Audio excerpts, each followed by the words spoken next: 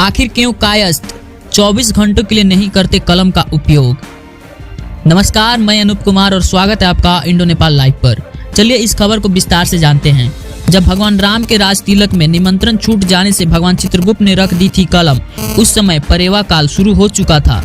परेवा के दिन कायस्थ समाज का कलम का प्रयोग नहीं किया जाना, यानी किसी भी तरह का हिसाब किताब नहीं रखते हैं। आखिर ऐसा क्यों है, चलिए जानते हैं इसको। पूरी दुनिया में कायस्थ समाज के लोग दीपावली के दिन पूजन के बाद कलम रख देते हैं और फिर यमद्वितीया के दिन कलम दवात के पूजन के बाद ही उसे उठाते हैं।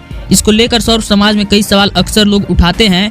ऐसे में अपने इतिहास से अनजान कायस्थ युवा पीढ़ी इसका कोई समुचित उत्तर नहीं दे पाता है। जब इसकी खोज की गई तो इससे संबंधित एक बहुत ही रोचक घटना हमें किंवदंतियों से मिला। कहते हैं जब भगवान राम दशानन रावण को मारकर अयोध्या लौट रहे थे, तब उनके खड़ाऊ को राज सिंहासन पर रखकर राज चला रहे राजा भरत ने गुरु वशिष्ठ को भगवान राम के राज तिलक के लिए सभी देवी देवताओं को संदेश भेजने की व्यवस्था करने को कहा। तो गुरु वशिष्ठ ने यह काम अपने शिष्य को सौंप दिया और राज तिलक की तैयारी में लग गए।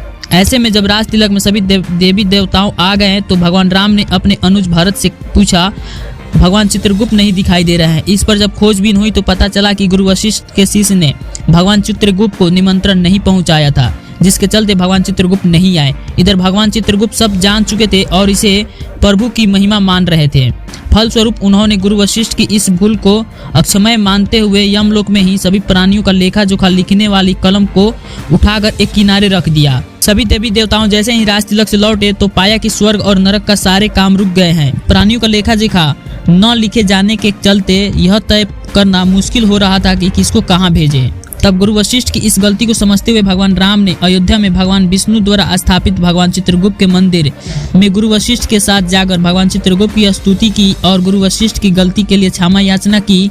जिसके बाद भगवान राम के आग्रह मानकर भगवान चित्रगुप्त ने लगभग 4 पहर यानी कि 24 घंटे बाद पुनः कलम दवात की पूजा करने के पश्चात उसको उठाया और प्राणियों का लेखा जोखा लिखने का कार्य आरंभ किया। कहते हैं तभी से कायस्थ दीपावली पूजा के पश्चात कलम को रख देते हैं और यमद्वितीया के दिन भगवान चित्रगुप्त का विधिवत कलम दवात पूजन करके ही कलम को धारण करते हैं। कहते हैं तभी से कायस्थ ब्राह्मणों के लिए भी पूजनीय हुए और इस घटना के पश्चात मिले वरदान के फल स्वरूप सबसे दान लेने वाले ब्राह्मण से दान लेने का हक सिर्फ कायस्थ को ही है।